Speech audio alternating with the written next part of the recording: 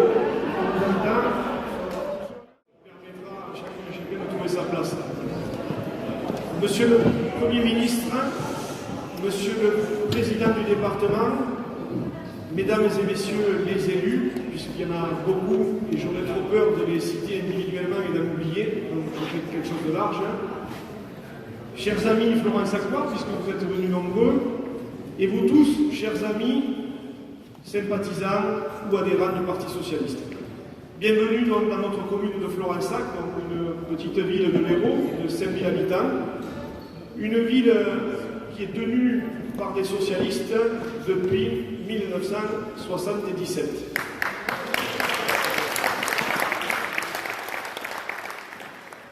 Je crois qu'à l'époque, vous étiez peut-être même pas Premier ministre, mais ministre de l'Intérieur, je ne sais plus. Vous avez un parcours tellement brillant que j'en oublie les séquences.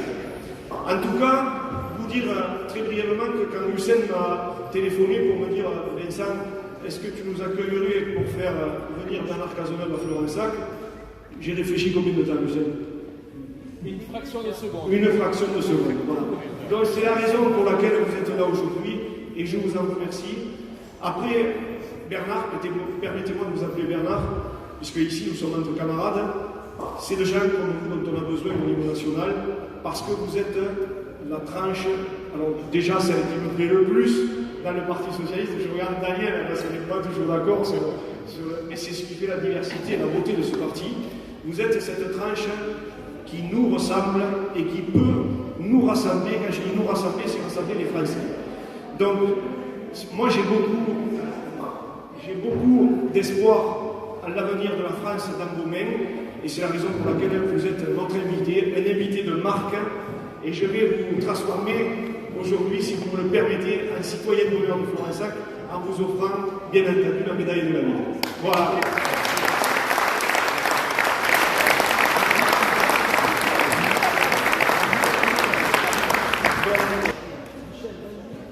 C'est avec beaucoup de plaisir que je le fais, citoyen d'honneur de la ville de Florent-Sac, pour le travail qu'il a effectué au niveau national et celui qu'il ne manquera pas d'effectuer prochainement. Bravo.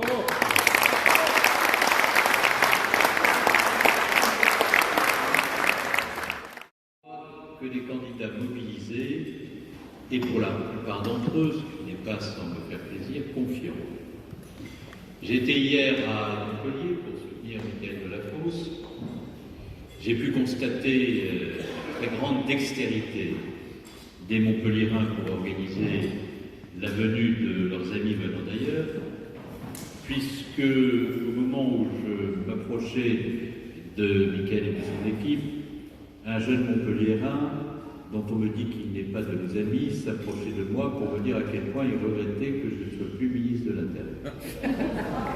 Je dois dire que ce type d'organisation est spécifiquement héroltaise. Et que même dans mon département de la Manche, je n'ai jamais eu le droit à un tel accueil, à une telle organisation, à une telle spontanéité non organisée. Je me suis retrouvé ensuite à la librairie Sorens, où quelques militants d'extrême gauche agitaient des crécelles pour manifester leur désapprobation de voir un ministre de l'Intérieur venir dans une librairie, car j'imaginais que pour eux, un ministre de l'Intérieur nécessairement ne savait pas lire, qu'un ministre de l'Intérieur fréquentait davantage les armes létales que la littérature, et j'imaginais qu'ils voyaient donc entrer dans la librairie comme une forme d'imposture. Mais enfin, ils étaient très minoritaires, et ceux qui sont venus à notre rencontre étaient chaleureux. Ce fut donc un excellent moment. J'étais ce matin à Mirval, où je suis allé soutenir Christophe Durand et le maire de Loupian, qui sont l'un et l'autre dans un combat politique qui mérite d'être mené, dont je suis convaincu qu'il les conduira à la victoire. Il y avait dans la salle de Mirval des militants venus de toutes les provinces de l'Hérault et notamment de ce territoire qui borde l'étang de Thau et que je connais bien. On venait de Frontignan, on venait de Metz, on venait de Ballaruc, peut-être même de Pont-de-Bouzigues. Il y a là aussi des campagnes électorales à mener et des militants et des candidats déterminés à relever le défi. Et puis me voilà maintenant dans cette commune de Florensac. Ici, mon cher Vincent, le climat est très différent. Je dirais même qu'il y a un microclimat, une singularité politique dont on ne m'avait pas décrit toute la subtilité, mais dont je perçois ici le sens profond à votre contact. Ici, à Florensac, on n'a pas le droit de ne pas être socialiste. Ça simplifie beaucoup les choses. Les successions se font entre soi, ce qui n'est en rien choquant au regard des principes de la démocratie, puisque l'entre-soi permet de passer le relais des meilleurs aux meilleurs. Et tout cela se fait sans que la démocratie en souffre, puisque le scrutin a lieu avant que les citoyens votent par découragement de ceux qui pourraient tenter de s'opposer aux élus de la ville. C'est une manière de faire de la politique très intéressante. Et je veux dire que dans la situation où la gauche du gouvernement se trouve, les socialistes en particulier, si vous pouviez nous communiquer le mode d'emploi, ça pourrait être de nature à nous faire gagner du temps.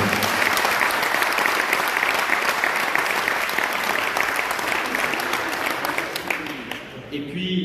je retrouve ici beaucoup d'amis très chers, bien entendu d'anciens parlementaires, Christian, Fanny, Kléber, mon très vieil ami avec lequel j'entretiens une relation fraternelle, qui explique qu'il fasse le déplacement du Puy-de-Dôme pour venir jusqu'à nous, Jean-Paul Paquet. Je retrouve Hussein Bourgi, je retrouve des élus qui ont obtenu des scores à des élections au niveau de l'Allée de Soie, je pense à Gaël notamment, à l'Odève. Mais enfin, Gaël, je ne veux pas ici mettre la pression, mais quand on fait 72% au second tour d'une élection cantonale, on n'a pas le droit de faire moins de 73 au premier tour du municipal. Donc,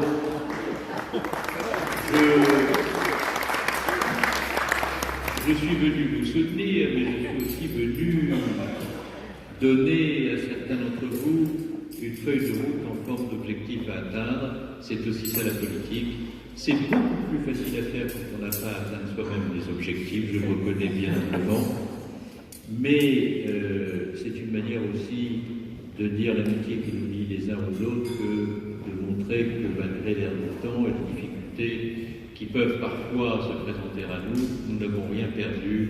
de notre volonté et de notre ambition. Et puis, je suis venu ici aussi aujourd'hui dans une terre, celle de l'Occitanie, celle de l'Hérault, non loin du Gard, non loin des Pyrénées-Orientales, où il y a des enjeux politiques particuliers. Et pour avoir échangé avec certains d'entre vous depuis mon arrivée dans ce département,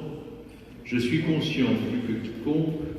du fait que ces enjeux, vous les avez à l'esprit. En militant convaincu, attaché à voir les valeurs que nous portons dans le temps long de l'histoire prévaloir toujours, je vous ai convaincu aussi parce qu'il y a parmi les acteurs locaux et nationaux de la gauche humaniste une très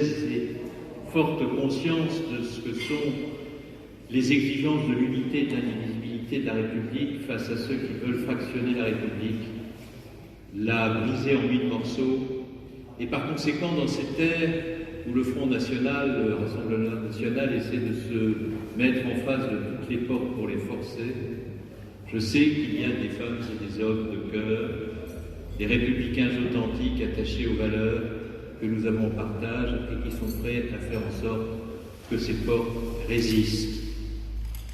que rien ne se produise d'inéluctable, qui conduirait le pays à s'engager dans une pente au terme de laquelle la division serait partout et la concorde ne serait plus nulle part. Et comme c'est cet enjeu-là, dans ce territoire-là où nous nous trouvons cet après-midi, qui me paraît de très loin le plus essentiel, personne ne m'en voudra ici, j'en suis certain, de commencer par évoquer cette question des valeurs de la République, de la France, parce que s'opposer à ceux qui disent systématiquement la France d'abord en oubliant ce que nous sommes fondamentalement, c'est d'abord dire à ceux-là qui nous trompent que nous sommes les représentants de la France toujours. De la France qui, par-delà les fractures de l'histoire, les siècles qui se succèdent, a pour ambition de porter face au monde le discours que les peuples du monde ont appris à aimer de la France, pour reprendre la très belle expression de François Mitterrand, c'est-à-dire le discours des valeurs universelles, de cet humanisme que nous devons toujours avoir en partage et qui doit nous conduire à choisir toujours, à chaque fois que l'occasion nous en est donnée, la fraternité plutôt que la défiance, la solidarité plutôt que la confrontation, la volonté de prendre dans nos bras tous les enfants de la République plutôt que celles qui pourraient conduire certains, s'ils accédaient au pouvoir, à maintenir à ses marges dans la suspicion et la discrimination un certain nombre de nos enfants. Donc je suis venu vous parler des valeurs. Et je suis venu vous parler des valeurs, non pas de façon abstraite, comme trop souvent on le fait lorsque l'on est républicain. Je suis venu vous en parler de façon concrète, en convoquant quelques souvenirs qui m'ont profondément marqué, qui furent pour moi comme autant de blessures, pour moi et pour vous tous, comme pour notre pays,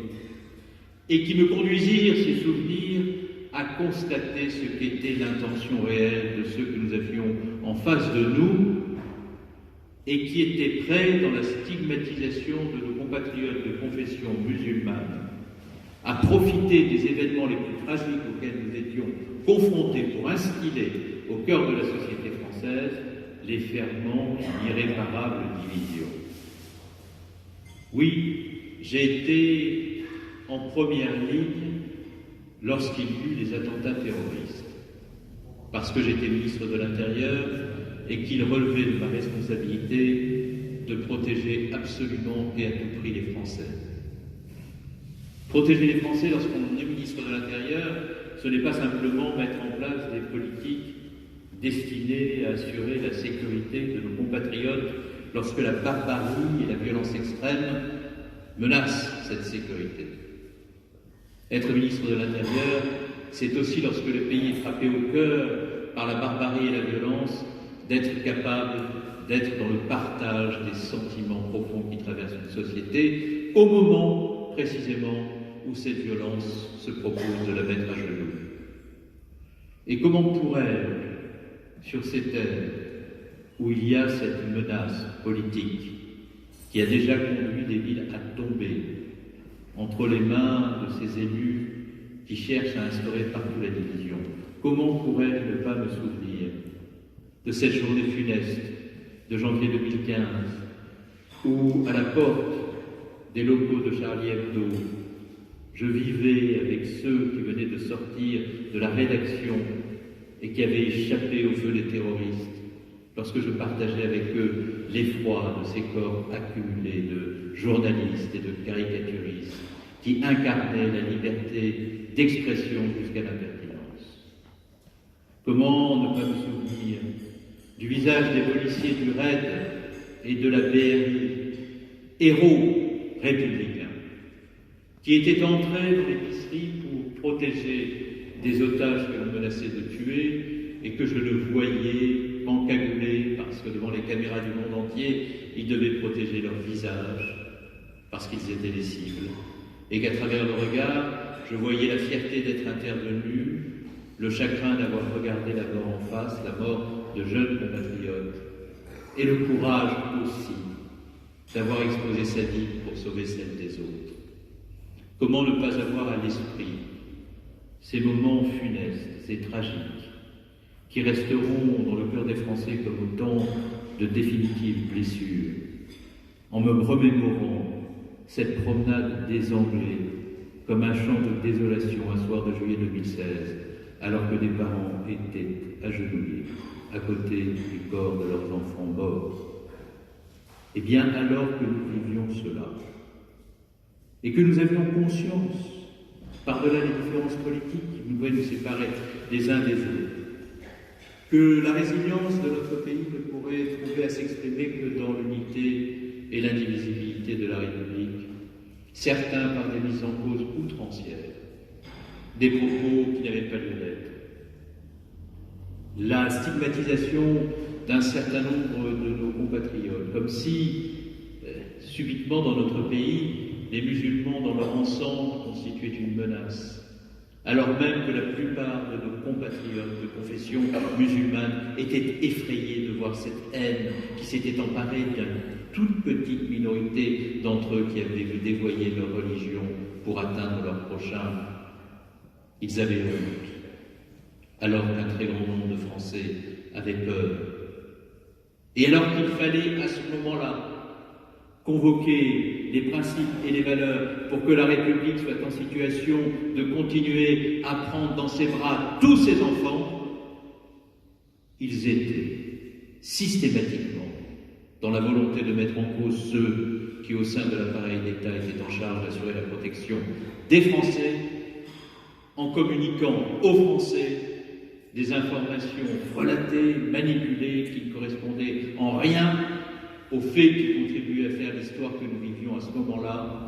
et qui étaient ces propos destinés à miner la société française et la République par le doute. Alors, lorsque nous avons, nous, socialistes, pris la décision de créer 9000 emplois supplémentaires dans les forces de police et de gendarmerie, là où le gouvernement de droite précédent n'avait supprimé 13 000. Lorsque nous avons décidé d'augmenter de près de 20% les crédits de la police et de la gendarmerie, là où le gouvernement précédent avait diminué ses crédits de près de 17%. Lorsqu'il a fallu, en novembre 2014, se présenter devant le Parlement en demandant au Parlement de voter une disposition, les députés qui sont là s'en souviennent, destinée à bloquer les sites qui appelaient et provoquaient au terrorisme et à l'antisémitisme. J'ai eu une large union des parlementaires français pour dire que c'était la direction dans laquelle il fallait s'engager, mais je n'ai pas eu le soutien des parlementaires du Front National, et notamment pas de ceux qui représentaient des circonscriptions de votre région, et qui parlent toujours haut et fort, et de façon combinatoire, mettant tout le monde en cause, lorsqu'ils sont à l'Assemblée nationale. Lorsqu'il s'est agi de mettre en place la loi sur le renseignement en juillet 2015, pour prévenir les attentats, faire en sorte que nos services de renseignement, qui disposaient d'outils juridiques qui dataient d'une époque où il n'y avait ni les téléphones portables, ni le numérique, puissent s'adapter aux technologies nouvelles utilisées par les terroristes eux-mêmes pour faire en sorte que ceux-ci se trouvent empêchés de commettre leurs actes abjects. J'ai eu la quasi-totalité des parlementaires avec moi pour le faire, sauf les parlementaires du Rassemblement national. Lorsque je suis allé devant la commission Liberté du Parlement européen, où il y avait des parlementaires de toute sensibilité qui, depuis près de 11 ans, bloquaient un outil dont on avait besoin pour lutter contre le terrorisme, qui s'appelait le Passenger Name Record, PNR, destiné à identifier le parcours des terroristes de retour sur le territoire européen, de manière à ce que nous puissions les arrêter dans les aéroports avant qu'ils ne commettent leurs crimes, ce qui nous avait cruellement manqué lorsque Mehdi Nemmouche a commis son crime au musée juif de Bruxelles. J'ai eu contre moi les parlementaires européens d'extrême droite et notamment ceux du Rassemblement national. Et lorsque j'ai pris la décision, comme ministre de l'Intérieur, parce que c'était ma responsabilité de le faire, de fermer des mosquées dans lesquelles on appelait et provoquait au terrorisme, d'expulser des imams étrangers dont les propos étaient de nature à conduire des jeunes Français à s'engager dans la violence en France ou sur le théâtre des opérations terroristes. J'ai eu affaire à la surenchère de ceux qui considéraient que ce que nous faisions dans le cadre de l'état de droit, dans le respect scrupuleux de ses principes, n'était pas suffisant et qu'il fallait mettre en rétention tous les fichiers S, fermer toutes les mosquées car nous n'en fermions pas suffisamment pour éviter le grand remplacement, comme si nous pouvions, face à ceux qui s'en prenaient à nous, pour s'en prendre d'abord et avant tout à ce que nous incarnions, c'est-à-dire les libertés, devaient se voir concéder les libertés elles-mêmes. Comme si la meilleure manière de lutter contre le terrorisme, au nom des libertés, devait nous conduire nous-mêmes à les censurer toutes, à y renoncer, à la République et à l'état de droit, alors même que si nous combattions le terrorisme, c'était pour que l'état de droit triomphe de la barbarie de ceux qui commettaient des actes en son nom. Alors oui, lorsqu'il s'est agi, chers amis, chers camarades, de l'essentiel, c'est-à-dire de la France immuable dans ses principes et dans ses valeurs, dont le creuset des principes et des valeurs s'incarne dans la République, lorsqu'il s'est agi d'organiser la résilience de la France, en convoquant les principes républicains, parce que nous avions conscience que la France ne serait pas la France face au terrorisme si la République ne demeurait pas debout, ceux que j'ai eus en face de moi, usant de toutes les outrances, de tous les mensonges, de toutes les insultes, de toutes les mises en cause, sont ceux qui prétendent, dans ce territoire, récupérer des communes pour y semer l'esprit que je viens d'indiquer. Alors, je suis venu vous demander, avec force et solennité, de vous mobiliser partout où vous êtes en situation de le faire, pour que ce que nous représentons permette le rassemblement le plus large à l'occasion de ces élections municipales, partout, à Béziers, à Lodève, sur les bords de l'étang de Thau, à Vauvert, partout dans cette région, où il y eut, parce que cette région a une grande histoire, des républicains, des hommes et des femmes de gauche, des humanistes qui surmenaient des combats et se dressaient parfois lorsque les injustices étaient partout. Je suis venu vous demander de convoquer cette histoire, de convoquer ces souvenirs, de ne céder en rien et de dire avec force ce que nous sommes et ce à quoi vous croyez. Voilà ce que je suis venu vous demander.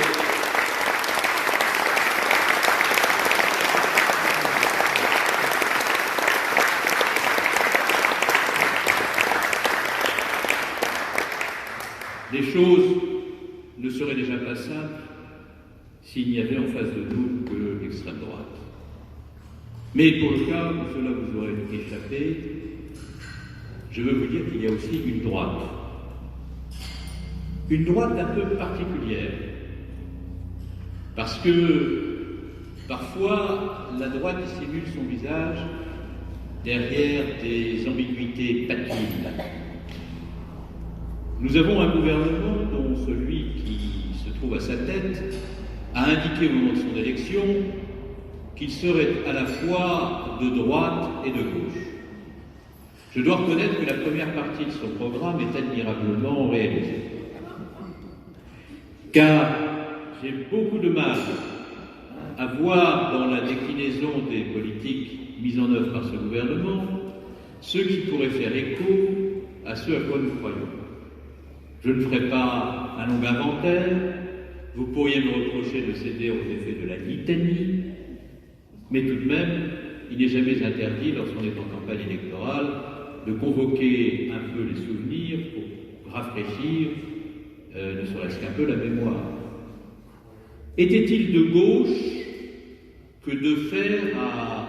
aux APL qui permettent à ceux qui sont les plus modestes de pouvoir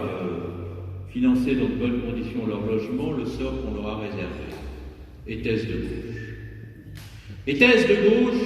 que de consentir 6 milliards d'allègements fiscaux au profit de ceux qui n'en demandaient pas tant, même s'ils avaient pour un certain nombre d'entre eux contribué à soutenir le candidat, pour dans le même temps prélever 6 milliards d'euros sur les retraités qui ne sont pas parmi les plus riches de nos concitoyens à travers la réforme notamment de la contribution sociale généralisée? Était-il de gauche que de dire à ceux qui sont au chômage qu'ils le sont en raison de leur absence de volonté de trouver un emploi et que finalement cette volonté pourrait se matérialiser bien facilement en traversant la rue? Était-il de gauche, en même temps que l'on disait cela, que d'organiser une réforme de l'assurance chômage conduisant les plus précaires des Français, qui sont pour certains d'entre eux dans l'impossibilité de trouver un emploi parce qu'ils sont plus vulnérables que d'autres? Était-il nécessaire de leur imposer des conditions d'indemnisation du chômage, plongeant près d'1 million de Français dans la précarité la plus grande. Était-il de gauche de faire une réforme des retraites dont on a expliqué qu'elle serait systémique, c'est-à-dire qu'elle serait universelle, en faisant le constat, après qu'on l'avait lancé, qu'un certain nombre de catégories qui ne sont pas parmi les plus riches des Français se feraient amputer de leur retraite pour justifier de cet universalisme. Je pense aux enseignants, dont on ne sait pas comment on parviendra à assurer la retraite parce qu'on ne sait pas comment on prendra en compte leurs primes dans le calcul de la retraite, sauf à leur faire perdre du pouvoir d'achat aujourd'hui pour permettre un niveau de revenu demain, non pas une augmentation, mais un niveau de revenu demain. Était-il juste de faire une réforme des retraites dont les femmes, les aides-soignantes, les infirmières, qui paient un lourd tribut pour la solidarité, ne savent plus les conditions dans lesquelles elles pourront percevoir leur retraite? Était-ce de gauche que de prévoir une retraite à points sans garantir la valeur du point, dans un contexte où l'INSEE est en train de réfléchir à un nouvel indice dont elle ne sait pas exactement ce qu'il sera, si bien qu'on vous explique que l'universalisme est une nécessité, un plus, un mieux, en même temps qu'un effort, et qu'au terme de cet effort, vous serez garanti de tout, sauf de ce pourquoi l'effort a été fait, c'est-à-dire au niveau de votre retraite. Était-il de gauche, dans un contexte où nous avions ramené le déficit des comptes de toutes les branches de la sécurité sociale de 20 milliards à 400 millions. Lorsque nous sommes arrivés et que M. Sarkozy, qui, comme toujours avec la droite, prétendait mieux gérer les comptes que nous n'en étions capables nous-mêmes, avait laissé 20 milliards de déficit sur les comptes sociaux. Nous avons ramené ce déficit à 400 millions. Sur la branche vieillesse, les choses étaient même excédentaires en 2017. Et parce qu'ils prennent la décision de remettre sur le métier une mesure sarkozyste, que l'on appelle l'exonération des heures supplémentaires pour un certain nombre de salariés, le gouvernement décide de ne pas compenser pour l'assurance vieillesse les exonérations de cotisations sociales consenties par lui, moyennant quoi le déficit que nous avions largement établi se pose de nouveau, et on nous explique que la réforme ne sera pas simplement systémique, qu'elle sera aussi paramétrique, parce que le comité d'orientation des retraites a découvert que des déficits apparaissaient. Bien entendu, ceux qui évoquent l'argument se gardent bien d'expliquer que si les déficits augmentent, c'est parce qu'ils ont pris des décisions qui ont contribué à les faire augmenter. Tout cela est-il de gauche? Alors, si tout cela est de gauche, effectivement, je ne sais plus ce qu'est la frontière qui sépare la droite de la gauche. Non, tout cela n'est pas de gauche. Tout cela renvoie à une politique classique. La politique que la droite libérale, orléaniste a toujours menée, parfois avec des intentions patriotes. Je réutilise ce terme parce que c'est ainsi que les choses ont été présentées depuis le début du quinquennat. Mais à la fin, on sait quels sont les sacrifiés, qui font toujours les sacrifices, au profit de ceux qui n'en font pas, alors qu'ils seraient pourtant les mieux armés pour les faire, puisqu'ils sont parmi les plus fortunés de nos compatriotes. Alors oui, cette élection municipale doit être aussi l'occasion de dire aux Françaises et aux Français qu'il y a désormais une nécessité pour ceux qui sont à gauche, humanistes et désireux de gouverner sans outrance, sans excès, sans violence, que ces élections municipales doivent être une extraordinaire occasion de reconstruction de ce que nous sommes ensemble. Et que le temps est venu de renouer avec ce à quoi nous croyons fondamentalement, qui s'appelle la démocratie sociale. C'est-à-dire cette idée très belle, portée au moment du Conseil national de la résistance, qu'un gouvernement ne peut pas dans la verticalité tout décider à la place de tout le monde et de toutes les forces. C'est quand même incroyable de prétendre incarner le réformisme face au populisme et d'avoir pour principal objectif dans les premiers mois, les premières années du quinquennat, de détruire le principal syndicat réformiste qui s'appelle la CFDT. Si l'on veut de la démocratie sociale, si on veut du réformisme social, si on veut du dialogue social, il faut des partis constitués qui ne soient pas simplement des rassemblements d'opportunistes. Il faut des organisations syndicales puissantes, qui ne soient pas là pour dire non à tout, mais qui soient capables de faire des compromis après avoir été exigeants avec un gouvernement. Il faut que le gouvernement accepte le dialogue et la confrontation avec ces organisations syndicales, parce que une démocratie n'est pas un système monolithique dans lequel tout le monde se couche, où tout le monde accepte d'être toisé par les acteurs de la verticalité, le doigt sous la couture du pantalon, comme s'il n'y avait plus de possibilité dans la démocratie de construire des compromis utiles par la confrontation des points de vue. Non, la démocratie sociale, ce sont des syndicats puissants. Ce sont des gouvernements à l'écoute. Ce sont des politiques qu'on bâtit sur des compromis. Ce sont des organisations politiques dans lesquelles on pense, dans lesquelles on réfléchit, dans lesquelles on trace des perspectives, et qui ne sont pas simplement des rassemblements d'individus portés par une ambition pour eux-mêmes et prêts à abandonner tous leurs drapeaux, toutes leurs bannières, le temps d'une élection, comme on a vu parfois certains de nos propres amis le faire, pour durer un peu plus longtemps au gouvernement, ou pour acquérir une fonction qu'ils n'avaient pas encore, comme si la politique n'était devenue qu'une affaire d'ambitieux, dépourvus d'ambition pour le pays. Il faut que ce que nous incarnons se reconstruise dans une certaine conception des corps intermédiaires, de la démocratie sociale, de la sincérité. Comme il faut, et je terminerai par là, que la gauche à laquelle nous aspirons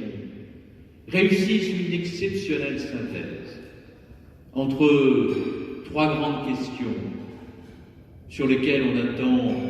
une pensée puissante. La question du changement climatique, dont tous les territoires souffrent, et qui sème dans l'esprit et dans le cœur des plus jeunes générations des doutes et des angoisses que nos générations à nous n'ont pas connues. Car c'est une chose que de souhaiter le progrès pour ses enfants, en sachant que quoi qu'il arrive, même s'ils devaient ne pas connaître le progrès, ils connaîtraient au moins la vie, ses épreuves, ses incertitudes, ses doutes, que de se poser la question si nos enfants pourront continuer à vivre tout simplement sur la planète. C'est un changement ontologique, philosophique, profond, qui implique que l'on revoie tous les schémas sur lesquels nous avons construit nos objectifs de politiques économiques, nos conceptions de la croissance, nos conceptions du travail, nos conceptions de la mobilité, nos conceptions des territoires et des liens qui doivent exister entre eux. C'est une révolution intellectuelle et politique qu'il nous faut faire, en reconsidérant jusqu'à des décisions qui ont été prises des décennies durant et dont les conséquences sur les territoires et l'environnement sont grandement préjudiciables. Je pense par exemple à la suppression de lignes de chemin de fer, de desserte et de territoires excentrés, au nom de la grande vitesse devant relier entre elles les grandes métropoles, donnant le sentiment non seulement de la relégation territoriale à ceux qui voyaient ces services de desserte ferroviaire disparaître, mais le sentiment aussi d'une folie à l'œuvre, organisant au nom de la vitesse une pollution toujours plus grande et une destruction de la planète toujours plus rapide. Il y a la question de la justice sociale, c'est le deuxième sujet, elle est fondamentale. J'en ai parlé abondamment. Dans ce pays, il y a la préoccupation de l'environnement, mais il y a le sentiment des injustices qui se creusent, des inégalités qui deviennent inéluctables, d'une fracturation de la société française qui paraît insurmontable et qui suscite dans ses failles une colère qu'on semble avoir du mal à contenir et dont on n'est pas sûr qu'elle n'aboutira pas, parfois, à des violences elles aussi irréparables. On ne peut pas vouloir l'apaisement, et je souhaite ardemment l'apaisement, l'unité, l'indivisibilité de la République, si on ne crée pas les conditions de la justice. Et puis il y a la République.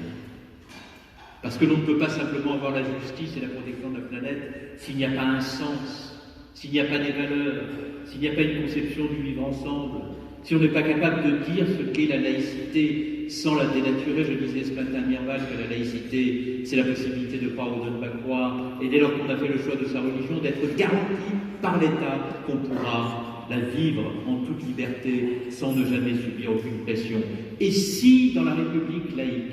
l'État ne reconnaît aucune religion, c'est précisément parce qu'il appartient à l'État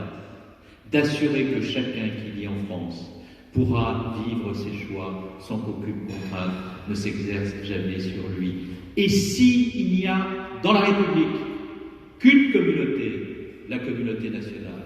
c'est parce que ces valeurs dont je parle, au premier rang desquelles je mets la laïcité, sont des valeurs qui nous conduisent à nous retrouver pour faire société, par-delà ce qui peut nous différencier en raison de nos appartenances politiques, religieuses, syndicales ou philosophiques. Il n'y a donc qu'une communauté, la communauté nationale. Et tout ce qui affaiblit la communauté nationale dans le communautarisme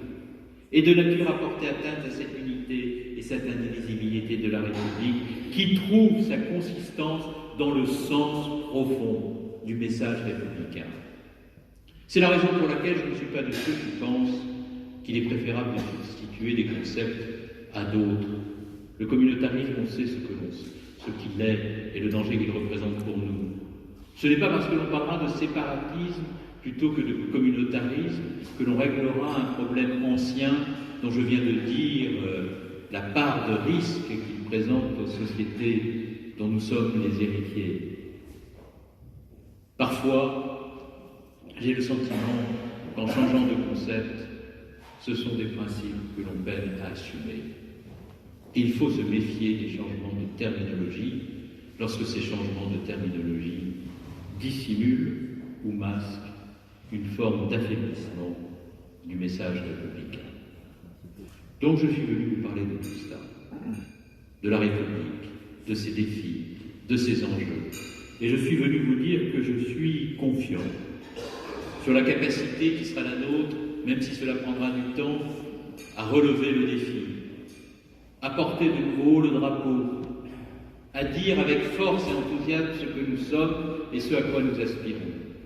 Alors à la veille de ces élections municipales, je vous demande de retrouver en vous, au plus profond de vous-même, l'ardeur des beaux et grands combats, de ceux qui, au moment où la gauche semblait au fond du trou, conduisirent des hommes et des femmes, dont certains sont dans cette salle, à accepter d'entrer à la Convention des institutions républicaines et de participer au Congrès d'Épinay 2 ans après que Pierre Mendès France et Gaston Defferre n'avaient fait que 5% aux élections présidentielles, créant les possibilités plusieurs années après de victoires qu'on n'imaginait plus possibles et d'une victoire à l'élection de 1981 dont chacun se souvient de la part d'expérience qu'elle porta à travers la belle figure de François Mitterrand incarnant en ces instants nos espérances. Il n'y a pas de fatalité en politique. François Mitterrand disait toujours, regardant avec sagesse les cycles politiques, lorsque les choses vont bien, ça n'est jamais pour toujours, lorsqu'elles vont mal, c'est rarement pour l'éternité. Alors je prends ces paroles à mon compte et je vous les transmets avec cette conviction qu'aucun fil de l'histoire ne seront jamais, et avec le désir de faire en sorte de vous faire partager cette flamme, cet enthousiasme qui conduisit des hommes et des femmes avec leur conviction à ne jamais renoncer à les voir triompher pour la République et pour la France.